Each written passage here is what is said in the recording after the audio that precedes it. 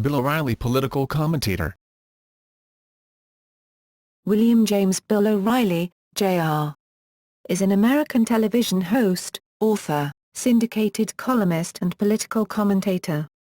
He is the host of the political commentary program The O'Reilly Factor on the Fox News Channel. During the late 1970s and 1980s, he worked as a news reporter for various local television stations in the United States and eventually for CBS News and ABC News.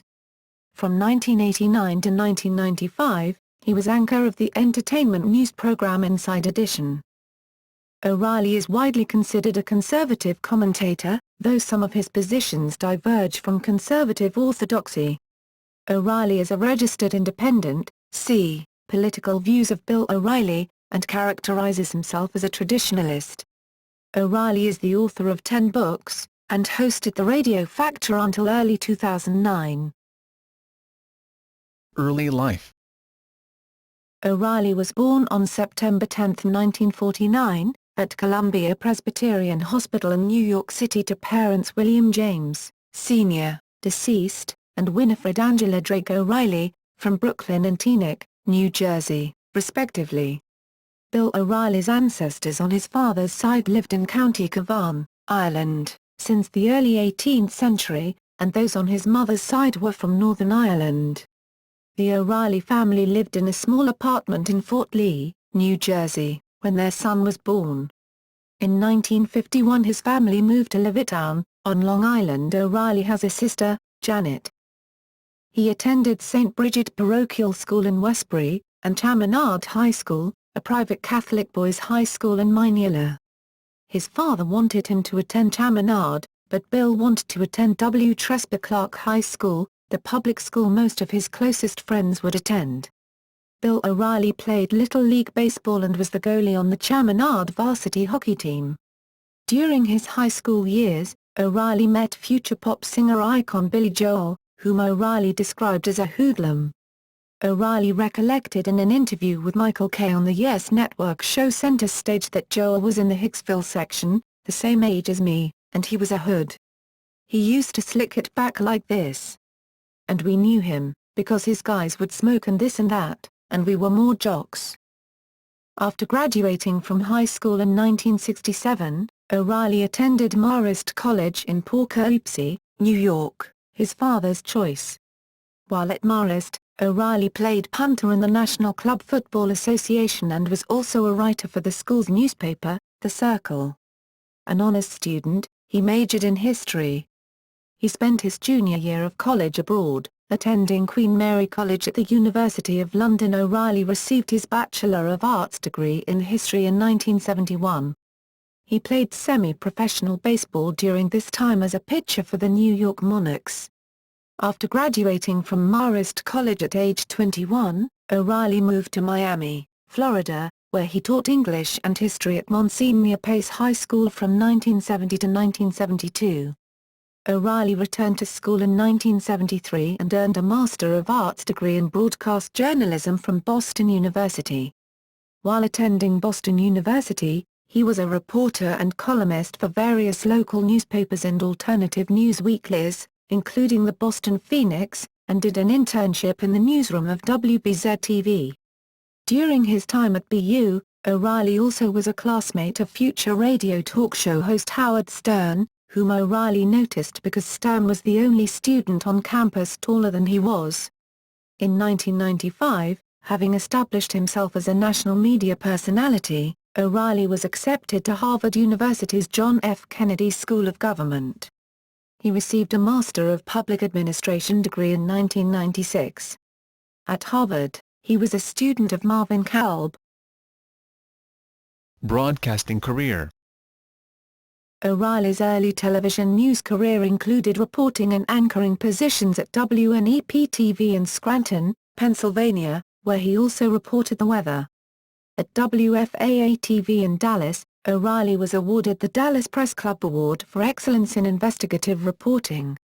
He then moved to KMGH-TV in Denver, where he won a local Emmy Award for his coverage of a skyjacking. O'Reilly also worked for KATU in Portland, Oregon, WFSB in Hartford, Connecticut, and WNEV-TV, now WHDH-TV, in Boston. In 1980 O'Reilly anchored the local news feature program 7:30 Magazine at WCBS-TV in New York. Soon after, as a WCBS News anchor and correspondent, he won his second local Emmy, for an investigation of corrupt city marshals. In 1982 he was promoted to the network as a CBS News correspondent and covered the wars in El Salvador and the Falkland Islands from his base in Buenos Aires, Argentina. He later left CBS over a dispute concerning the uncredited use in a report by Bob Schieffer of riot footage shot by O'Reilly's crew in Buenos Aires during the Falklands conflict. O'Reilly joined ABC News as a correspondent in 1986. He delivered a eulogy for his friend Joe Spencer, an ABC News correspondent who died in a helicopter crash on January 22, 1986, en route to covering the Hormel meat packers' strike that day. ABC News president Roone Ledge, who attended Spencer's funeral, decided to hire O'Reilly after hearing his eulogy. At ABC, O'Reilly hosted daytime news briefs that previewed stories to be reported on the day's World News Tonight and worked as a general assignment reporter for ABC News programs, including Good Morning America, Nightline, and World News Tonight. O'Reilly has stated that his interest and style in media came from several CBS and ABC personalities, including Mike Wallace, Howard Cosell, Dick Snyder and Peter Jennings. Inside Edition. In 1989 O'Reilly joined the nationally syndicated King World, now CBS television distribution, produced Inside Edition, a tabloid gossip television program in competition with A Current Affair. He became the program's anchor 3 weeks into its run, after the termination of original anchor David Frost. In addition to being one of the first American broadcasters to cover the dismantling of the Berlin Wall, O'Reilly also obtained the first exclusive interview with murderer Joel Steinberg and was the first television host from a national current affairs program on the scene of the 1992 Los Angeles riots. Former NBC News and CBS News anchor Deborah Norville replaced O'Reilly on Inside Edition in 1995. O'Reilly had expressed a desire to quit the show in July 1994. He then enrolled in September 1995 at the John F. Kennedy School of Government at Harvard University, where he received a master's degree in public administration. His graduate thesis, which he researched in Singapore, was titled Theory of Coerced Drug Rehabilitation. In his thesis, O'Reilly asserted that supervised mandatory drug rehabilitation would reduce crime, based on the rate of prison return for criminals in Alabama who enrolled in such a program. The O'Reilly Factor. After Harvard, he was hired by Roger Ailes, chairman and CEO of the then startup Fox News Channel, to anchor the O'Reilly Report in October 1996. The show was renamed The O'Reilly Factor, after O'Reilly's friend and branding expert John Tantillo's remarks upon the O'Reilly Factor in any of the stories O'Reilly told. The program is routinely the highest-rated show of the three major U.S. 24-hour cable news television channels and began the trend toward more opinion-oriented primetime cable news programming. The show is taped late in the afternoon at a studio in New York City and airs every weekday on the Fox News Channel at 8 p.m. Eastern Time and is rebroadcast at 11 p.m. Until early 2009, O'Reilly hosted a radio program that had more than 3.26 million listeners and was carried by more than 400 radio stations. According to the talk radio industry publication Talkers magazine, O'Reilly was number 11 on the Heavy 100, a list of the 100 most important talk show hosts in America. Conservative internet news site Newsmax's top 25 talk radio host list selected O'Reilly to the number 2 spot as most influential host in the nation. O'Reilly's life and career have not been without controversy. Progressive media watchdog organizations such as Media Matters and Fairness and Accuracy in Reporting have criticized O'Reilly's reporting on a variety of issues, accusing him of distorting facts and using misleading or erroneous statistics.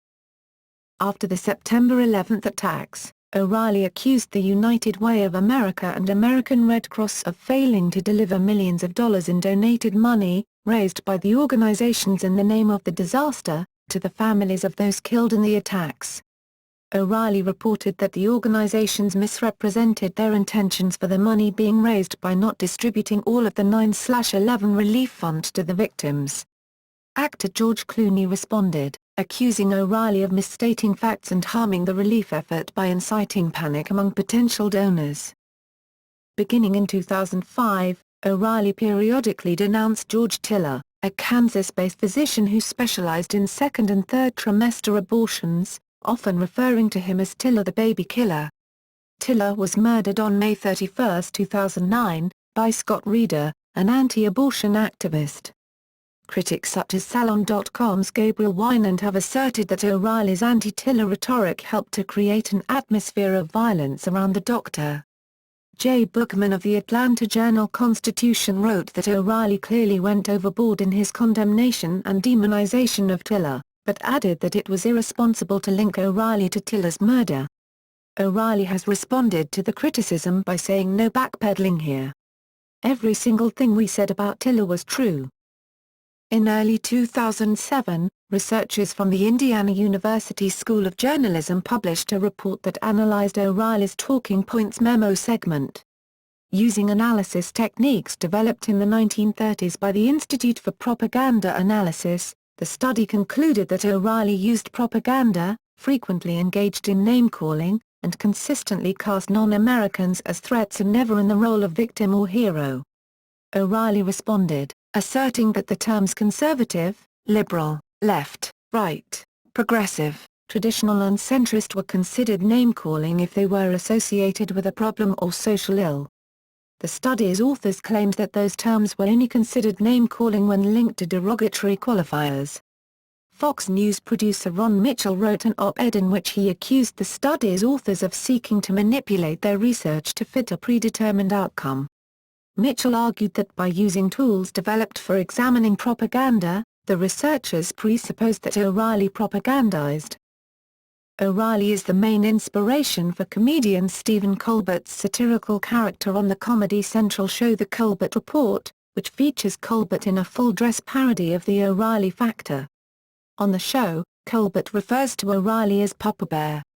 O'Reilly and Colbert exchanged appearances on each other's shows in January 2007.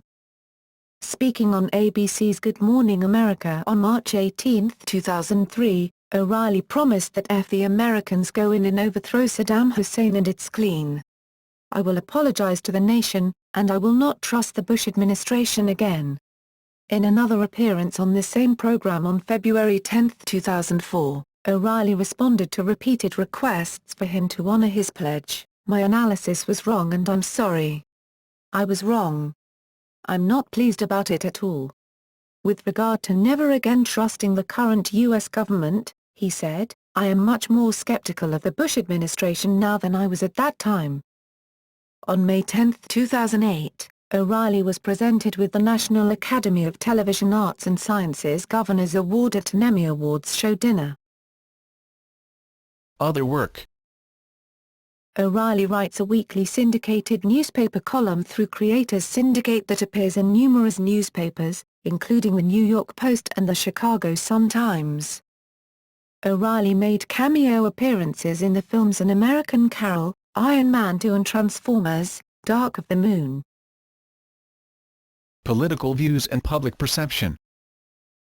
On the O'Reilly Factor and on his former talk radio program, Bill O'Reilly has focused on news and commentary related to politics and culture. O'Reilly has long said that he does not identify with any political ideology, writing in his book The O'Reilly Factor that the reader might be wondering whether I'm conservative, liberal, libertarian, or exactly what. See, I don't want to fit any of those labels, because I believe that the truth doesn't have labels. When I see corruption, I try to expose it. When I see exploitation, I try to fight it. That's my political position. On December 6, 2000, the Daily News in New York reported, however, that he had been registered with the Republican Party in the state of New York since 1994. When questioned about this, he said that he was not aware of it and says he registered as an independent after the interview. During a broadcast of the Radio Factor, O'Reilly said that there was no option to register as an independent voter. However, there was in fact a box marked "I do not wish to enroll in party." Despite being registered as an independent, many view him as a conservative figure. A February 2009 Pew Research poll found that 66% of his television viewers identify themselves as conservative, 24% moderate, and 3% liberal. A November 2008 poll by Zogby International found that O'Reilly was the second most trusted news personality, after Rush Limbaugh. In a 2003 interview with Terry Gross on National Public Radio, O'Reilly said, on a September 2007 edition of The Radio Factor, while having a discussion about race with fellow Fox News commentator and author Juan Williams about a meal he shared with Al Sharpton, O'Reilly said, "You know, when Sharpton and I walked in, it was like big commotion and everything. But everybody was very nice. And I couldn't get over the fact that there was no difference between Sylvia's restaurant and any other restaurant in New York City. I mean, it was exactly the same, even though it's run by blacks, primarily black patronship." He commented that no one in Sylvia's was screaming for, "I want more iced tea." He further added, "I think that black Americans are starting to think more and more for themselves, getting away from the Sharptons and the Jacksons and people trying to lead them into a race-based culture. They're just trying to figure it out. Look, I can make it. If I work hard and get educated, I can make it." The statement drew criticism from a number of places. Roland S. Martin of CNN said that the notion that black people are just now starting to value education is ridiculous, and that the notion that black people let Sharpton or Jackson think for them is nuts, and Media Matters for America covered the story on a number of occasions.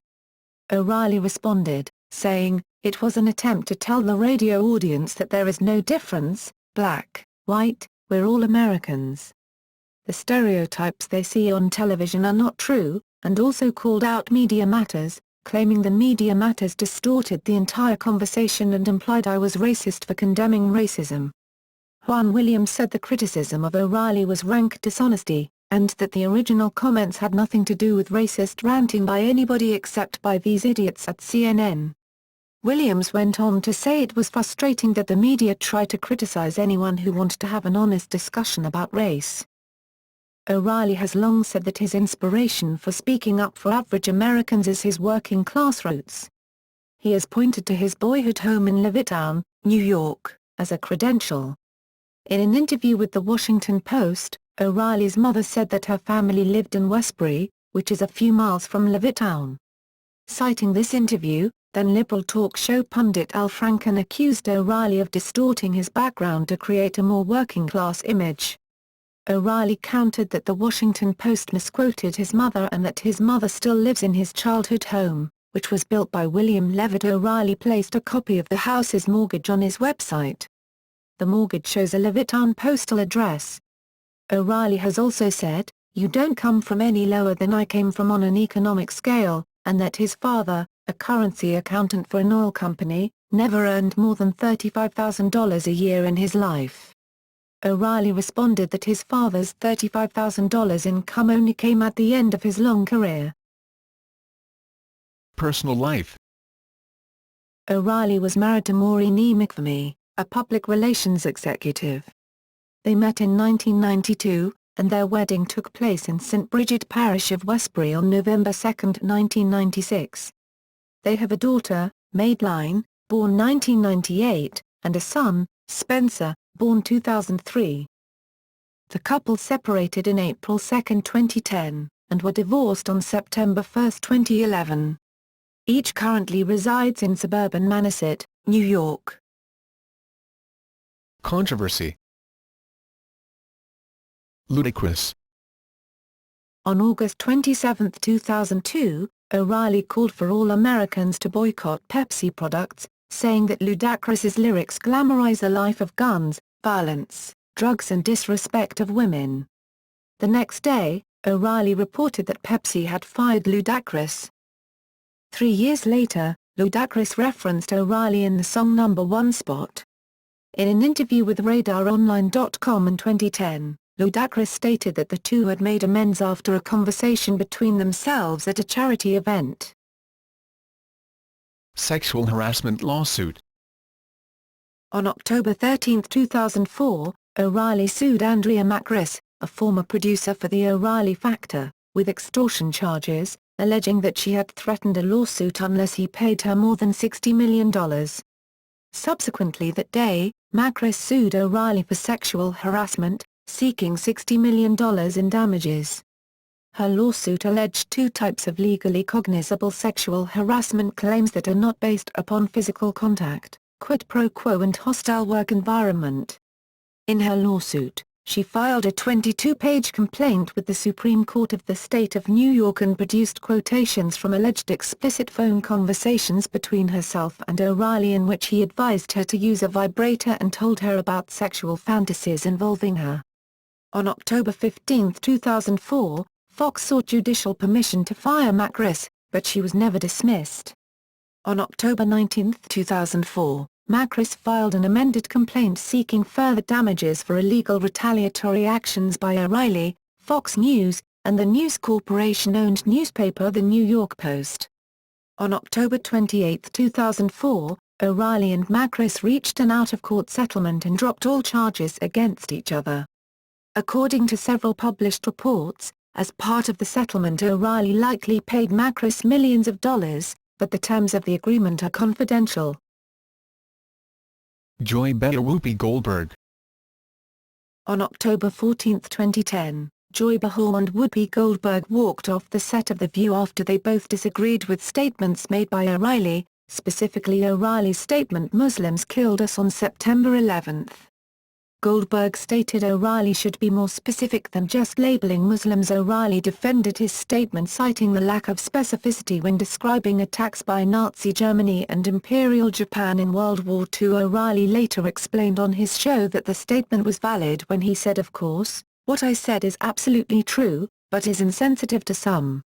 In a perfect world you always say Muslim terrorists killed us, but at this point I thought that was common knowledge. I guess I was wrong." Barbara Walters disagreed with O'Reilly's defense of the World War II comparison, stating that describing a religion is not the same as describing a country.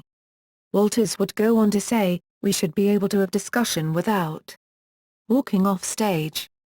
Former host and progressive commentator Rosie O'Donnell stated on her radio program that the incident was an example of what she viewed as regular hateful statements. O'Reilly responded by citing O'Donnell's earlier statement about claiming the threat from radical Christianity as similar to that of radical Islam. Anti-Defamation League. On December 8, 2004, the Anti-Defamation League, ADL, sent O'Reilly a letter criticizing him for making remarks offensive towards Jews on his radio talk show The Radio Factor. Specifically, they found issue with his response to the call of a Jewish listener named Joel, who complained of Christian proselytizing through the celebration of Christmas in public schools, which included O'Reilly stating that, "You have a predominantly Christian nation. You have a federal holiday based on the philosopher Jesus. And you don't want to hear about it? Come on. If you were really offended you gotta go to Israel then. I mean, because we live in a country founded on Judeo. And that's your guys. Christian, that's my guy's philosophy. But overwhelmingly, America is Christian." To which the ADL responded in their 2004 letter, stating that, "American Jews are Americans. Jews and other religious minorities are part of America's great tradition of religious freedom. The discomfort with proselytizing, or the intrusion of Christian teachings in public schools, is a very legitimate concern." Books by O'Reilly. O'Reilly has authored a number of books. O'Reilly, Bill, 1998. Those Who Trespass. Bancroft Press. ISBN 0-9631246-8-4. O'Reilly, Bill, 2000. The O'Reilly Factor, The Good, the Bad, and the Completely Ridiculous in American Life. Broadway Books. ISBN 0-7679-0528-8. Reached number 1 on the New York Times non-fiction bestseller list. O'Reilly, Bill, 2001. The No Spin Zone. Broadway Books. ISBN 0-7679-0848-1. Reached number 1 on the New York Times nonfiction bestseller list. O'Reilly, Bill, 2003. Who's Looking Out for You? Broadway Books. ISBN 0-7679-1379-5. Reached number 1 on the New York Times nonfiction bestseller list. O'Reilly, Bill.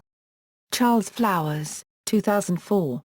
The O'Reilly Factor for Kids, A Survival Guide for America's Families. Harper Entertainment. ISBN 0-06-054424-4. Site uses deprecated parameters. Help, best-selling non-fiction children's book of 2005. O'Reilly, Bill, 2006. Culture Warrior. Broadway Books. ISBN 0-7679-2092-9. Reached number 1 on the New York Times nonfiction bestseller list. Achieved more than 1 million copies in print in its first 3 months. O'Reilly, Bill, 2007. Kids Are Americans Too. William Morrow. ISBN 0-06-084676-3. O'Reilly, Bill, 2008.